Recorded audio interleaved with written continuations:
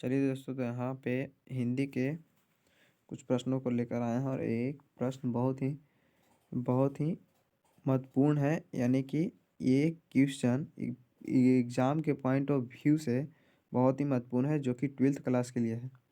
और जो स्टूडेंट 2021 में एग्ज़ाम में देने वाले हैं उनके लिए ये क्वेश्चन बहुत ही इम्पोर्टेंट है। तो चलिए क्वेश्चन स्टार्ट करते हैं। तो यहाँ पे बातचीत, फर्स्ट क्वेश्चन है बातचीत। बातचीत के लेखक कौन है? तो बातचीत के लेखक यहाँ पे बालकृष्ण भट्ट हैं। बालकृष्ण भट्ट किस काल के रचनाकार हैं? तो बालकृष्ण भट्ट आधुनिक काल के रचनाकार हैं। सेकंड नंबर क्वेश्चन की बात करें तो बालकृष्ण भट्ट की रचना बातचीत क्या है? तो बालकृष्ण भट्ट की रचना बातचीत ललित निबंध है। क्वेश्चन नंबर थर्ड, बातचीत शीर्षक निबंध के निबंधकार का नाम बताएं। तो बातचीत शीर्षक के निबंध का निबंधकार बालकृष्ण भट्ट है। हम प्रत्येक क्वेश्चन को 2 बार रिपीट करेंगे। आप लोग अच्छे से बस खाली सुनते जाइए। ये बहुत ही जल्द आपको याद हो जाएगा और एग्ज़ाम में बहुत ही फायदेमंद होगा। क्वेश्चन नंबर 4, उसने कहा था किनके द्वारा लिखा गया है? तो ये चंद्र शर्मा गुलेरी के द्वारा लिखा गया है। उसने कहा था किस वर्ष की रचना है? क्वेश्चन नंबर 5 की बात कर रहा हूँ। उसने कहा था किस वर्ष की रचना है? तो ये 1915 की है। 1915 यानी 1915 ईस्वी की है। क्वेश्चन नंबर 6, संपूर्ण क्रांति के लेखक कौन है? तो संपूर्ण क्रांति के लेखक जयप्रकाश नारायण जी हैं। संपूर्ण क्रांति के लेखक जयप्रकाश नारायण जी हैं। और क्वेश्चन नंबर 7, अर्धनारीश्वर के लेखक तो रामधारी सिंह दिनकर जी हैं। अर्धनारीश्वर के लेखक रामधारी सिंह दिनकर हैं। क्वेश्चन नंबर 8, किस रचनाकार की पंक्ति है? नारी पुरुष की बाह पर झूलती हुई जूही का माला है। क्वेश्चन नंबर 8, किस रचनाकार की पंक्ति है? नारी पुरुष की बाह पर झूलती हुई जूही का माला है। ये रामधारी सिंह दिनकर के द्वारा लिखा गया है। किनके द्वारा लिखा गया है? तो ये रामधारी सिंह दिनकर जी के द्वारा लिखा गया है। क्वेश्चन नंबर 9, अर्धनारीश्वर का किस विद्या से संबंध है? तो अर्धनारीश्वर का किस विद्या से संबंध है? तो ये इनका करेक्ट आंसर निबंध से होगा। क्वेश्चन नंबर 10, रोज के लेखक कौन है? क्वेश्चन नंबर 10 की बात कर रहा हूँ। रोज के लेखक कौन है? तो इनका correct answer Ashok Vajpayee ji. Question number 11, रोज कहानी की नायिका कौन है? रोज कहानी की नायिका कौन है? तो रोज कहानी की नायिका मालती हैं। क्वेश्चन नंबर 12, रोज शीर्षक कहानी के कहानीकार बताएं। रोज शीर्षक कहानी के कहानीकार बताएं। तो इनका कहानीकार सच्चिदानंद हीरानंद वत्सानंद अज्ञेय हैं। क्वेश्चन नंबर 13, एक लेख और एक पद के लेखक कौन है? तो एक लेख और एक पद के लेखक भगत सिंह हैं। क्वेश्चन नंबर 14, भगत सिंह के पिता और चाचा किसके सहयोगी थे? तो ये सुखदेव जी के सहयोगी थे। भगत सिंह के पिता और चाचा किनके सहयोगी थे? सुखदेव जी की। क्वेश्चन नंबर 15, ओ सदानीरा किनके द्वारा लिखा गया है? तो ओ सदानीरा के लेखक जगदीश चंद्र माथुर जी हैं। क्वेश्चन नंबर 16, ओ सदानीरा शीर्षक का संबंध किस विधा से है? क्वेश्चन नंबर 16 बोला जा रहा है कि ओ सदानीरा शीर्षक का संबंध किस विधा से है? तो ये निबंध से है। इस पेज में कुल प्रश्नों की संख्या 16 थी। तो अब चलिए नेक्स्ट पेज में देखते हैं। यहाँ पे क्वेश्चन देखिए, वहाँ पे 16 था और यहाँ पे 17, यानी 16 से 17 क्वेश्चन। देखिए 16 क्वेश्चन का आपको हो गया। अब 17 चलिए, सिपाही के माँ।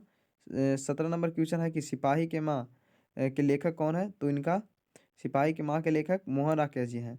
मोहन राकेश। क्वेश्चन नंबर 18 बोला जा रहा है कि प्रगीत और समाज के लेखक कौन है? तो प्रगीत और समाज के लेखक नामवर सिंह है। क्वेश्चन नंबर 19, जूठन के लेखक कौन है? तो जूठन के लेखक ओम प्रकाश वाल्मीकि जी हैं। जूठन के लेखक कौन है? ओम प्रकाश वाल्मीकि। क्वेश्चन नंबर 20, जूठन क्या है? तो जूठन एक आत्मकथा है। जूठन क्या है? एक आत्मकथा है। हंसते हुए मेरा अकेलापन के लेखक कौन है? तो हंसते हुए मेरा अकेलापन के लेखक मल्य जी हैं। हंसते हुए मेरा अकेलापन के लेखक कौन है? तो हंसते हुए मेरा अकेलापन के लेखक मल्य जी हैं। तिरिच के रचनाकार कौन है? तो उदय प्रकाश। तिरिच के रचनाकार कौन है? उदय प्रकाश। क्वेश्चन नंबर 23, शिक्षा शिक्षा किनके द्वारा लिखा गया? तो जे कृष्ण मूर्ति के द्वारा लिखा गया है। क्वेश्चन नंबर 23, जे कृष्ण मूर्ति की कौन सी रचना है? तो जे कृष्ण मूर्ति कौन सी रचना है? तो शिक्षा है।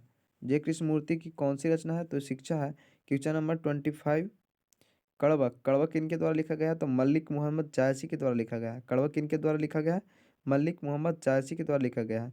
क्वेश्चन नंबर 26, जायसी किस शाखा के कवि हैं? तो ये प्रेम मार्गी हैं। जायसी किस शाखा के कवि हैं? तो ये प्रेम मार्गी है।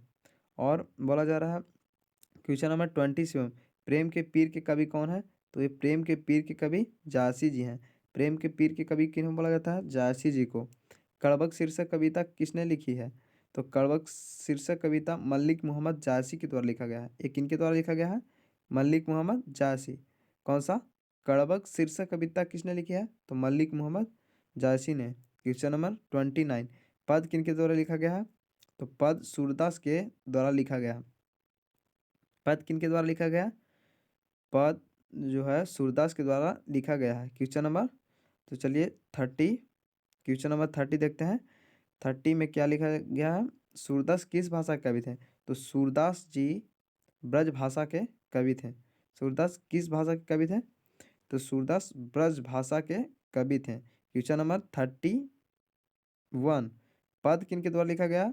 एक पीछे भी देखिए, पद के लेखक यहाँ पे देखिए, पद पद पद किनके द्वारा लिखा गया है? एक 29 में है सूरदास के द्वारा, और एक 31 में है। पद किनके द्वारा? कंपेयर कीजिए, यहाँ पे सूरदास लिखे हैं पद, और यहाँ पे पद क्या है? तुलसीदास के द्वारा लिखा गया है। तो देख लीजिए यहाँ पे कन्फ्यूजन ना हो सही से। पद का लेखक तुलसीदास। 32 की बात करें तो साहित्य लहरी किनकी रचना है? तो ये सूरदास की है।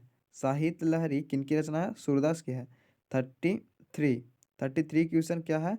कवितावली के रचनाकार कौन है? पूछा जाएगा क्वेश्चन में कि कवितावली के रचनाकार कौन है? तो आपका जवाब रहेगा करेक्ट, तुलसीदास। 34, तुलसीदास के दीक्षा गुरु कौन थे? तुलसीदास के दीक्षा गुरु कौन थे? तो यहाँ पे इनका आंसर हो जाएगा 34 का नर हरिदास। बोला जाएगा तुलसीदास के दीक्षा गुरु कौन थे? तो इनका आंसर हो जाएगा नर हरिदास। आंसर नर हरिदास। क्वेश्चन नंबर 35, छप। छप के रचनाकार कौन है? तो इनका आंसर होगा नाभादास। करेक्ट आंसर क्या हो जाएगा? नाभादास। और 36, कवित के रचनाकार। 30 नंबर क्वेश्चन में क्या बोला जा रहा है? कवित के रचनाकार कौन है? तो इसका आंसर हो जाएगा भूषण। कवित के रचनाकार भूषण। 37, भूषण को भूषण की उपाधि किसने दी थी? क्वेश्चन 37 बोला जा रहा है कि भूषण को भूषण की उपाधि किसने दी थी? तो राजा रुद्र शाह ने। भूषण को भूषण की उपाधि किसने दी थी? तो राजा रुद्र शाह ने। और 38 क्वेश्चन क्या बोला जा रहा है? छत्रसाल दशक के रचनाकार कौन थे? तो छत्रसाल दशक के रचनाकार भूषण थे। छत्रसाल दशक के रचनाकार कौन थे? भूषण। छत्रसाल दशक के रचनाकार कौन थे? नेक्स्ट क्वेश्चन की बात करें तो यहाँ पे है, देखते हैं यहाँ पे 38 हो गया, तो अब 39 की बात करें तो देख लीजिए क्वेश्चन यहाँ पे है। 39 में क्या बोला जा रहा है? बोला जा रहा है कि तुमुल कोलाहल कला में किनके द्वारा लिखा गया है? क्वेश्चन नंबर 39 बोला जा रहा है कि तुमुल कोलाहल कला में किनके द्वारा लिखा गया है? तो ए क्वेश्चन जयप्रकाश नारायण के द्वारा लिखा गया है। किनके द्वारा लिखा गया है? जयप्रकाश नारायण। क्वेश्चन नंबर 40 में देखिए क्या है?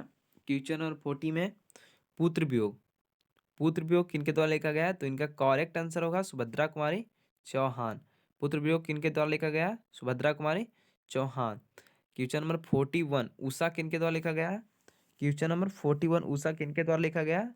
तो इनका करेक्ट आंसर हो जाएगा शमशेर बहादुर सिंह। किनके द्वारा? तो शमशेर बहादुर सिंह के द्वारा। क्वेश्चन नंबर 42, दूसरा सप्ताह का प्रकाशन वर्ष है। दूसरा सप्ताह का प्रकाशन वर्ष क्या है? तो 1915। दूसरा सप्ताह का प्रकाशन वर्ष क्या है? तो 1915 यानी 1915 ईस्वी में। क्वेश्चन नंबर 43, प्रकृति वर्णन वर्णन से संबंधित कविता है।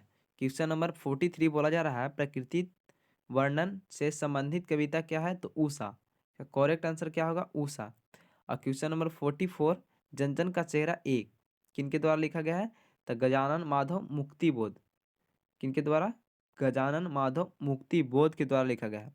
क्वेश्चन नंबर 45 बोला जा रहा है कि जन जन का चेहरा एक शीर्षक कविता के रचयिता कौन है? क्वेश्चन नंबर 45 बोला जा रहा है कि जन जन का चेहरा एक शीर्षक कविता के रचयिता कौन है? तो इनका करेक्ट आंसर होगा गजानन माधव मुक्तिबोध। कौन? गजानन माधव मुक्तिबोध। Question number 46, Adhinayak. अधिनायक किनके द्वारा लिखा गया है?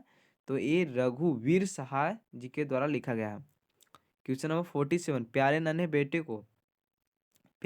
बेटों को किनका है? तो ये विनोद कुमार शुक्ल जी का है। और क्वेश्चन नंबर 48, हार जीत। हार जीत किनके द्वारा है? तो लिखा जाता है तो ये अशोक वाजपेयी के द्वारा लिखा गया है। क्वेश्चन नंबर 49, गांव का घर। गांव का घर किनके द्वारा लिखा गया? तो ज्ञानेंद्र पति के द्वारा लिखा गया है। क्वेश्चन नंबर 49 का करेक्ट आंसर क्या होगा? ज्ञानेंद्र पति। अब आ गया मुहावरा। तो यहाँ पे चलिए मुहावरा भी देख लेते हैं। तो ये क्वेश्चन कब से स्टार्ट होता है? तो 50 से स्टार्ट होता है। उसके पहले यहाँ पे था रचयिता और उनके स्टेटमेंट था। और क्वेश्चन नंबर 50 से बात करें तो यहाँ पे मुहावरे देखिए आ गया है। तो क्वेश्चन नंबर 50 में क्या बोला जा रहा है? दाने दाने को तरसना। मुहावरे का अर्थ क्या हुआ? तो भूखमरी की स्थिति। दाने दाने को तरसना यानी कि भूखमरी की स्थिति आना। और क्वेश्चन नंबर 51, नाक काटना। मुहावरे का अर्थ। नाक काटना मुहावरे का अर्थ क्या होगा? अपमानित होना। क्या? अपमानित होना। सब्ज बाग दिखाना यानी कि क्वेश्चन नंबर 52, सब्ज बाग दिखाना यानी कि लालच देना। क्वेश्चन नंबर 53, आपे से बाहर होना। मुहावरे का अर्थ क्या होगा? बहुत क्रोधित होना। आपे से बाहर होना मुहावरे का अर्थ क्या हो जाएगा? बहुत क्रोधित होना। बहुत क्रोधित होना। क्वेश्चन नंबर 53, अक्ल का अंधा। तो अक्ल का अंधा क्या हो जाएगा? मूर्ख होना।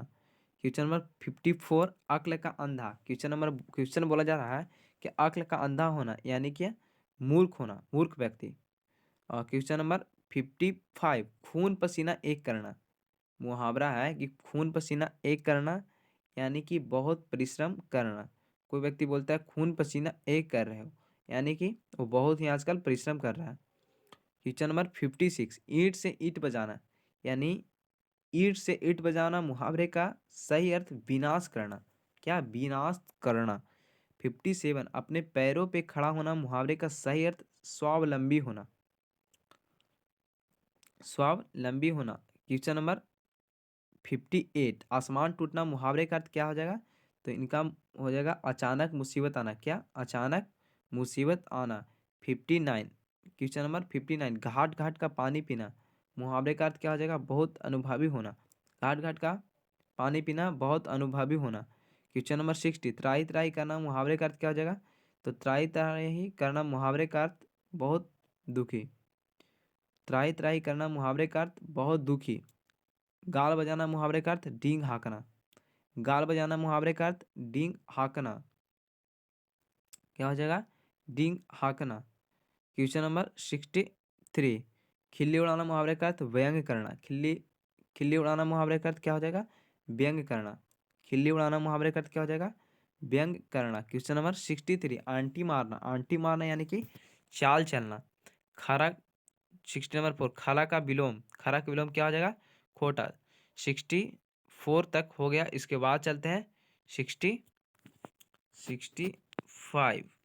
65 देखिए तो यहाँ पे है धरती का विलोम क्या हो जाएगा? तो यहाँ पे धरती का विलोम आकाश हो जाएगा। धरती का विलोम आकाश। 66 में क्या? अर्थ का विलोम। तो अर्थ का विलोम इति होता है। अर्थ का विलोम इति। कि 60 नंबर क्वेश्चन 67, स्थावर का विलोम क्या हो जाएगा? तो यहाँ पे स्थावर का विलोम जंगम हो जाएगा। स्थावर का विलोम जंगम। क्वेश्चन नंबर 68 की बात करें तो तलवार का विलोम क्या हो जाएगा? तलवार का विलोम सार्थक। तलवार का विलोम क्या होगा? सार्थक। अब यहाँ पे 69, अधम का विलोम उत्तम। अधम का विलोम उत्तम। 70, सुंदर का पर्यायवाची सुरभि। सुंदर का पर्यायवाची शब्द क्या होगा? सुरभि। 71, कमल का पर्यायवाची शब्द जलज। कमल का पर्यायवाची क्या हो जाएगा? जलज। और 72 में बोला जा रहा है कि छात्रों के रहने वाला स्थान छात्रावास। छात्रों के रहने वाला स्थान को क्या बोला जाता है? छात्रावास। 73, वह स्थान जहाँ सेना रहती है। वह स्थान जहाँ पे सेना रहती है उसको क्या बोला जाता है? छावनी। क्या? छावनी। क्वेश्चन नंबर 74, स्वीकार करने योग्य वरेण्य। स्वीकार करने योग्य वरेण्य। और 75, जानने की इच्छा रखने वाले को क्या कहा जाता है? जिज्ञासु। जानने की इच्छा रखने वाले को जिज्ञासु। 76 जगत का विशेषण जागतिक, जगत का विशेषण क्या हो जाएगा? जागतिक।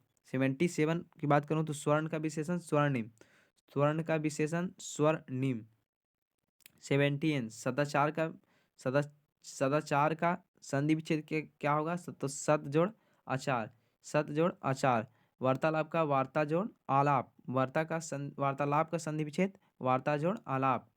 और मनवंतर का संधि विच्छेद मनु जोड़ अंतर, मनुवंतर का संधि विच्छेद मनु जोड़ अंतर। बेईमान का बेईमान में कौन सा प्रत्यय है? तो उसमें 81 क्वेश्चन है। बेईमान में कौन सा प्रत्यय है? तो बे है। अज्ञान में कौन सा प्रत्यय है? तो अज्ञ है, अज्ञ है। क्वेश्चन नंबर 83 प्रकाशित में प्रत्यय है, प्रकाशित में कौन सा प्रत्यय है? तो प्रकाशित में कौन सा प्रत्यय है? प्रत्यय जो पहले लगे, यानी यानी सॉरी, कौन सा उपसर्ग है?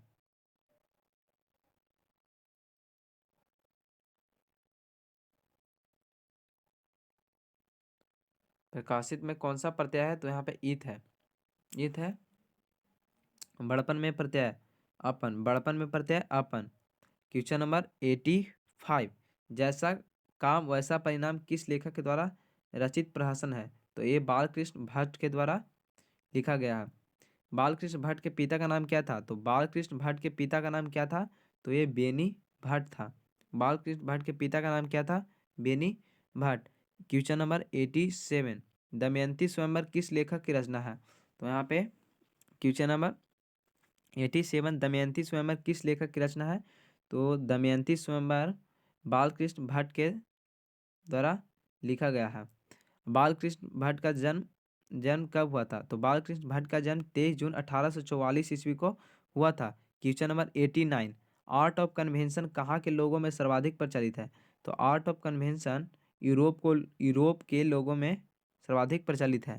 क्वेश्चन नंबर 90 यानी 90 बुद्धू का कांटा के रचनाकार कौन है? बुद्ध का कांटा के रचनाकार कौन है? तो ये चंद्रधर शर्मा गुलेरी जी हैं। क्वेश्चन नंबर 91 चंद्रधर शर्मा गुलेरी किस सदी के प्रमुख लेखक हैं? तो ये 20वीं सदी के प्रमुख लेखक हैं। गुलेरी जी ने कुल कितनी कहानियां लिखी थी? क्वेश्चन नंबर 92 गुलेरी जी ने कुल कितनी कहानियां लिखी थी? तो ये 3 कहानियां लिखे थे।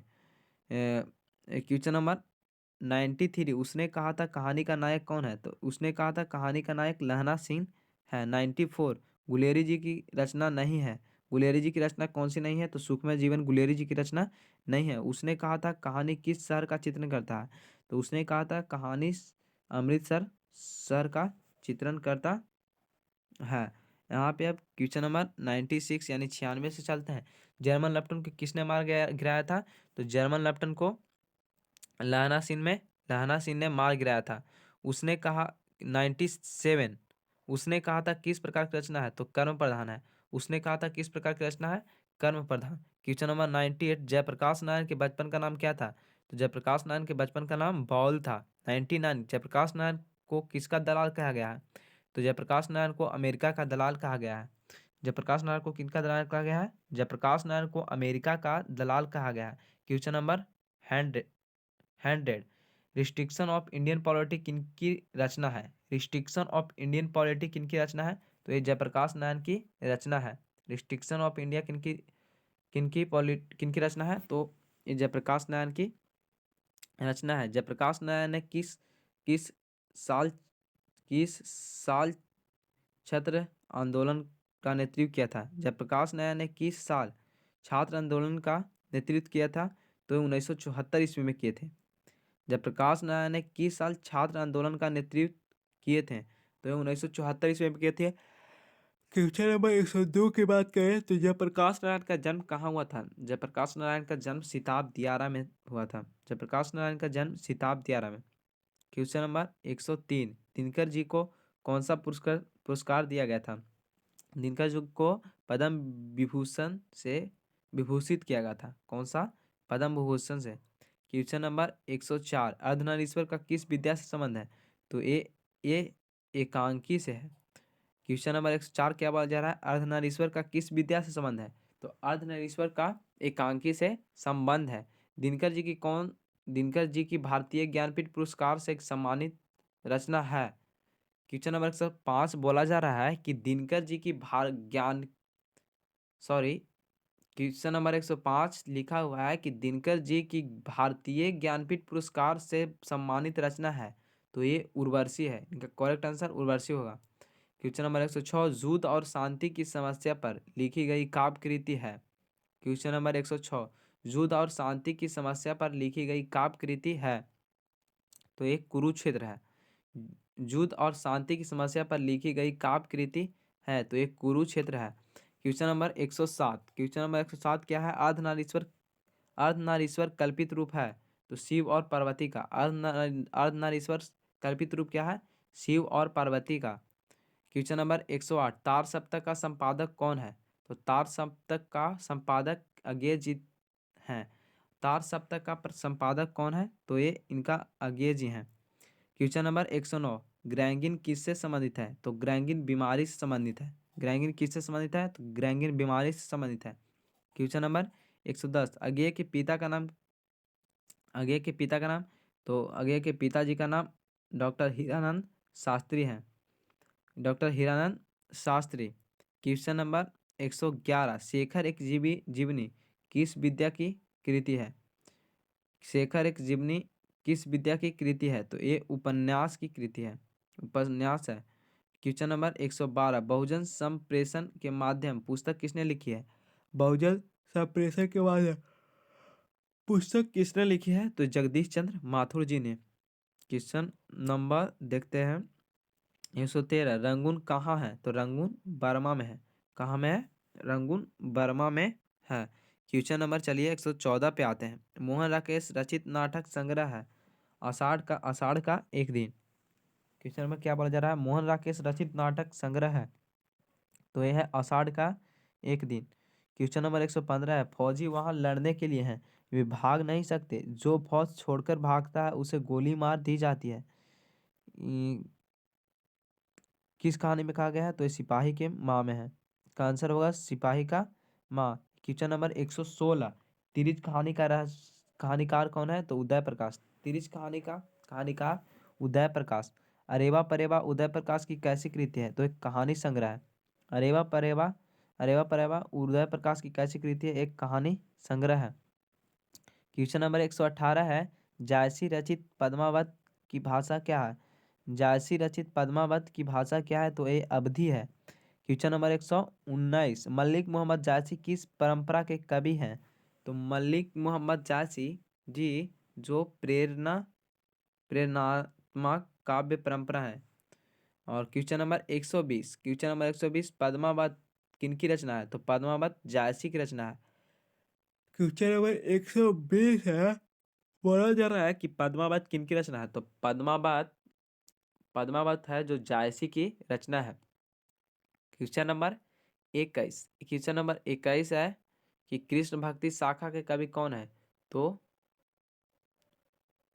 सूरदास है। सूरदास है। कृष्ण भक्ति शाखा के कवि हैं सूरदास। क्वेश्चन नंबर 122 क्या है कि सूरसागर किनकी रचना है? तो सूरसागर सूरदास की रचना है। सूरसागर किनकी रचना है? सूरसागर की है। क्वेश्चन नंबर 123 सूरदास के दीक्षा गुरु कौन थे? तो वल्लभाचार्य। सूरदास के दीक्षा गुरु कौन थे? तो वल्लभाचार्य। क्वेश्चन नंबर 124 बोला जा रहा है कि तुलसीदास के दीक्षा गुरु कौन थे? तो तुलसीदास के दीक्षा गुरु नरहरिदास थे। तुलसीदास के दीक्षा गुरु नरहरि दास थे।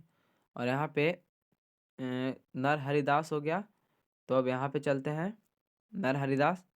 और क्वेश्चन नंबर 125 भगवान श्री कृष्ण किस कवि के पूजित हैं? तो भगवान श्री कृष्ण जो थे वो सूरदास के पूजित हैं। सूरदास। क्वेश्चन नंबर 126 तुलसीदास के पत्नी का नाम क्या था? तो तुलसीदास के पत्नी का नाम रत्नावली था। क्वेश्चन नंबर 127 विनय पत्रिका की भाषा है। विनय पत्रिका की भाषा क्या है? तो विनय पत्रिका का भाषा अंतर्वेदी ब्रज भाषा है। अंतर्वेदी यानी ब्रज भाषा, बोले तो ब्रज भाषा। क्वेश्चन नंबर 128 तुलसीदास का मूल नाम क्या था? तो तुलसीदास का मूल नाम राम बोला था। तुलसीदास का मूल नाम क्या था? राम बोला। क्वेश्चन नंबर 129 तुलसीदास किस काल के कवि हैं? तो तुलसीदास भक्ति काल के कवि हैं। क्वेश्चन नंबर 129 क्या है? तुलसीदास किस काल के कवि हैं? तो तुलसीदास जो है भक्ति काल के कवि हैं। क्वेश्चन नंबर 130 नाभादास किस धारा के कवि हैं?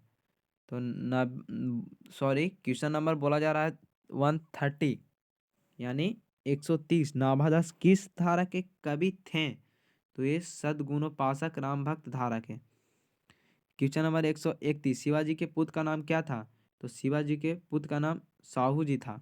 क्वेश्चन नंबर 132 भूषण किस काल के कवि थे? तो भूषण जो थे वो रीति काल के कवि थे। भूषण किस काल के कवि थे? तो भूषण रीति काल के कवि थे। क्वेश्चन नंबर 133 शिवा बावनी में कितने पुस्तक थे? शिवा बावनी में कितने पुस्तक थे? तो 52। शिवा बावनी में कितने पुस्तक थे? तो 52। क्वेश्चन नंबर 134 छत्रसाल दशक किनकी कृति है? तो छत्रसाल दशक भूषण की कृति है। और क्वेश्चन नंबर 135 आंसू किनकी शंकर प्रसाद की रचना है? आंसू किनकी रचना है? जयशंकर प्रसाद की।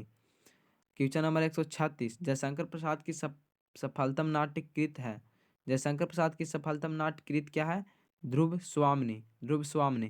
क्वेश्चन नंबर 137 जयशंकर प्रसाद किस बात के कवि हैं? तो जयशंकर प्रसाद छायावाद के कवि हैं। जयशंकर प्रसाद किस बात के कवि हैं? तो जयशंकर प्रसाद छायावाद के कवि हैं। क्वेश्चन नंबर 138 ध्रुव स्वामिनी कैसी कृति है? तो ये नाटक है। क्या है? नाटक है। क्वेश्चन नंबर 139 सुभद्रा कुमारी चौहान के पिता का नाम क्या था? सुभद्रा कुमारी चौहान के पिता का नाम क्या था? तो ये इनका नाम था ठाकुर रामनाथ सिंह। ठाकुर रामनाथ सिंह। क्वेश्चन नंबर 140 पुत्र वियोग किनकी रचना है? तो पुत्र वियोग सुभद्रा कुमारी चौहान की रचना है। क्वेश्चन नंबर 141 उषा शीर्षक कविता के कवि कौन है? क्वेश्चन नंबर 141 उषा शीर्षक कविता के कवि कौन है? तो शमशेर बहादुर सिंह जी हैं। कौन है? शमशेर बहादुर सिंह। क्वेश्चन नंबर 142 सुकून की तलाश किनकी रचना है? तो सुकून की तलाश जो है वो इकबाल की रचना है। सुकून की तलाश किनकी रचना है? इकबाल की। कान का सपना। कान का सपना किनके द्वारा लिखा गया है? तो एक गजानन माधव मुक्तिबोध। काठ का सपना 143 में बोला जा रहा है कि काठ का सपना किनके द्वारा लिखी गई है? तो एक गजानन माधव मुक्तिबोध के द्वारा लिखा गया है। क्वेश्चन नंबर 144 यानी जन जन का चेहरा एक शीर्षक कविता किनकी रचना है? तो ये गजानन माधव मुक्तिबोध। गजानन माधव मुक्तिबोध। क्वेश्चन नंबर 145 अधिनायक शीर्षक कविता किस पुस्तक से ली गई है? तो अधिनायक शीर्षक कविता जो है वो आत्महत्या के विरुद्ध ली गई है। अधिनायक शीर्षक कविता किस पुस्तक से ली गई है? तो अधिनायक शीर्षक कविता आत्महत्या के विरुद्ध लिया गया है। क्वेश्चन नंबर 146 लोग भूल गए किनकी रचना है? तो लोग भूल गए रघुवीर सहाय की रचना है। क्वेश्चन नंबर 147 अधिनायक शीर्षक कविता किस तरह की कविता है? तो अधिनायक शीर्षक कविता व्यंग प्रधान है। अधिनायक शीर्षक कविता किस तरह की कविता है? तो ये व्यंग प्रधान है। क्वेश्चन नंबर 148 क्वेश्चन नंबर 148 रघुवीर सहाय का जन्म कहाँ हुआ था? तो रघुवीर सहाय का जन्म लखनऊ में हुआ था। रघुवीर सहाय का जन्म कहाँ हुआ था? तो रघुवीर सहाय का जन्म लखनऊ में हुआ था। क्वेश्चन नंबर 149 विनोद कुमार शुक्ल का निवास स्थान कहाँ है? तो विनोद कुमार शुक्ल जी का निवास स्थान जो है वो रायपुर छत्तीसगढ़ में है। रायपुर छत्तीसगढ़ में है। क्वेश्चन नंबर 150 की बात करें तो प्यारे नन्हे बेटे को कविता में लोहा किस का प्रतीक है? प्यारे नन्हे बेटे को कविता में लोहा किसका प्रतीक है? तो एक कर्म का है। कर्म का है। क्वेश्चन नंबर 151 की बात करें तो हारजीत कविता वाजपेयी के लिए कविता संकल्प से ली गई है। हारजीत कविता वाजपेयी के लिए कविता संकलन किससे ली गई है? तो ये कहीं नहीं कहीं नहीं वहीं कहीं नहीं वहीं से लिया गया है। क्वेश्चन नंबर 152 हारजीत कैसी कविता है? तो ये कविता गद्य कविता है। गद्य कविता है। क्वेश्चन नंबर 153 मशक वाला क्या कर रहा है? मशक वाला जो है वो क्या कर रहा है? तो ये सड़क सींच रहा है। कोई स्टोरी में मशक वाला क्या कर रहा है? तो ये सड़क सींच रहा है। क्वेश्चन नंबर 154 अशोक वाजपेयी का जन्म कब हुआ था? तो अशोक वाजपेयी का जन्म 16 जनवरी 1941 ईस्वी को हुआ था। अशोक वाजपेयी का जन्म 16 जनवरी 1941 ईस्वी को हुआ था। क्वेश्चन नंबर 155, हार जीत कविता के रचयिता कौन है? तो हार जीत कविता के रचयिता अशोक वाजपेयी जी हैं। क्वेश्चन नंबर 156, अशोक वाजपेयी किस काल के कवि हैं? तो ये आधुनिक काल के कवि हैं। बनावट के अनुसार शब्द के कितने भेद? अब व्याकरण आ गया, हिंदी व्याकरण, तो 157 से चलते हैं, स्टार्ट होता है। तो बनावट के अनुसार शब्द के कितने भेद? तो 3 भेद। 158 में क्या है? मौसम शब्द है, विदेशज है। 159 में पूजा कौन सा लिंग है? तो पूजा स्त्रीलिंग है। 160 में नदी कौन सा लिंग है? तो ये भी नदी स्त्रीलिंग है। क्वेश्चन नंबर 161, भवन कौन सा शब्द है? तो ये पुल्लिंग है। चाय शब्द का लिंग निर्णय कर ले तो ये स्त्रीलिंग है। बाल शब्द लिंग कौन से है? तो पुल्लिंग है। सुबह कौन सा लिंग है? स्त्रीलिंग है। काजल का लिंग पुल्लिंग। समाज का लिंग निर्णय करें तो ये हो जाएगा पुल्लिंग। मुसीबत का लिंग स्त्रीलिंग। देश देश का लिंग निर्णय करें तो ये पुल्लिंग हो जाएगा। उच्च का विशेषण है उच्चतर। अब विशेषण के मूलतः कितने प्रकार होते हैं? तो इनके 4 प्रकार होते हैं। क्वेश्चन नंबर 171 आ गया। तो ये पर पर्यवेक्षक में उपसर्ग होगा तो परि। पर्यवेक्षक में उपसर्ग कौन सा हो जाएगा? परि। उपसर्ग यानी जो पहले लगता है, और प्रत्यय उसको उपसर्ग यानी प्रीफिक्स, और प्रत्यय यानी सफिक्स जो बाद में लगे, और प्रीफिक्स जो सेंटेंस के पहले लगे। और क्वेश्चन नंबर 172 में आते हैं। तो बेईमान में कौन सा उपसर्ग है? तो बेईमान में उपसर्ग यानी प्रीफिक्स यानी बे है। क्वेश्चन नंबर, चलिए आते हैं 173 पे। दर्शनीय शब्द में प्रत्यय है, तो दर्शनीय में कौन सा प्रत्यय है? तो ये है। विदेशीय शब्द में प्रत्यय है, प्रत्यय, तो इसमें भी ये है। सुक्ति का संधि विच्छेद क्या होगा? सुजोड़ उक्ति। 176 में वर्ण के आधार पर संधि के कितने भेद? तो वर्ण के आधार पर संधि के 3 भेद होते हैं। अन्याय का संधि विच्छेद करें तो अजोड़ न्याय। अन्याय का संधि विच्छेद क्या होगा? अजोड़ न्याय। क्वेश्चन नंबर 178, लंबोदर का लंबा जोड़ उदर आजकल कौन सा समास है? तो ये द्वंद्व समास है। कमल नयन कौन सा समास है? कर्मधार है। चंद्रमौली कौन सा समास है? बहुब्रीहि। शब्द का पर्यायवाची नाद, नाद, निनाद, ध्वनि, यानी शब्द का पर्यायवाची हो गया ध्वनि। 183 में सूर नदी किनका पर्यायवाची है? सूर नदी, गंगा का। सूर नदी गंगा को भी बोला जाता है। क्वेश्चन नंबर 184, अग्नि का पर्यायवाची है। अग्नि का पर्यायवाची क्या है? पावक। अग्नि का पर्यायवाची क्या हो जाएगा? पावक। 185, आगामी का विलोम क्या हो जाएगा? तो आगामी का विलोम विगत हो जाएगा। आगामी का विलोम विगत। क्वेश्चन नंबर 186, क्वेश्चन नंबर 186, कवि का विलोम क्या हो जाएगा? कवयित्री। 187 में आते हैं, निंदा का विलोम, निंदा का विलोम प्रशंसा। क्वेश्चन नंबर 188, जड़ का विलोम चेतन, जड़ का विलोम चेतन। क्वेश्चन नंबर 189, अपमान का विलोम सम्मान, अपमान का विलोम सम्मान, अपमान का विलोम समान। क्वेश्चन नंबर 190, आकाश का विलोम पाताल। और आशा से अधिक, आशातीत, तीव्र बुद्धि वाला कुशाग्र। तीव्र बुद्धि वालों को क्या बोला जाता है? कुशाग्र। तीव्र बुद्धि वालों को क्या बोला जाता है? कुशाग्र। तो यहाँ पे क्वेश्चन नंबर 193, गिरा हुआ के लिए एक शब्द क्या होगा? पतित। गिरा हुआ के लिए एक शब्द क्या हो जाएगा? पतित। क्वेश्चन नंबर 194, प्राण पखेरु उड़ाना। क्वेश्चन नंबर 194, प्राण पखेरु उड़ाना मुहावरे का अर्थ हो जाएगा मृत्यु हो जाना। क्वेश्चन नंबर 195, खेत खेत रहना, खेत जोतना मुहावरे का अर्थ क्या हो जाएगा? वीरगति पाना, खेत रहना। क्वेश्चन नंबर 196, काठ मारना मुहावरे का अर्थ क्या होगा? स्तब्ध करना। काठ मारना मुहावरे का अर्थ क्या हो जाएगा? स्तब्ध मारना। क्वेश्चन नंबर 197, दांत गिनना मुहावरे का अर्थ उम्र पता लगाना। दांत गिनना मुहावरे का अर्थ क्या हो जाएगा? तो उम्र पता लगाना। यहाँ पे टोटल क्वेश्चन कराया गया 197।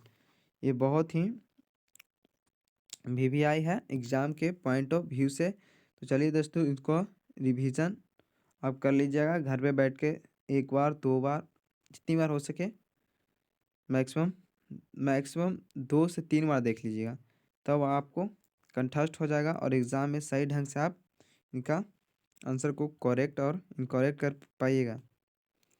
करेक्ट की जगह पर करेक्ट और इनकरेक्ट बोला जाए कि इनमें से कौन नहीं है तो उस कर दीजिएगा। चलिए, तो आज के लिए इतना ही। थैंक यू सो मच आप लोग। अच्छे से पढ़ाई कीजिए।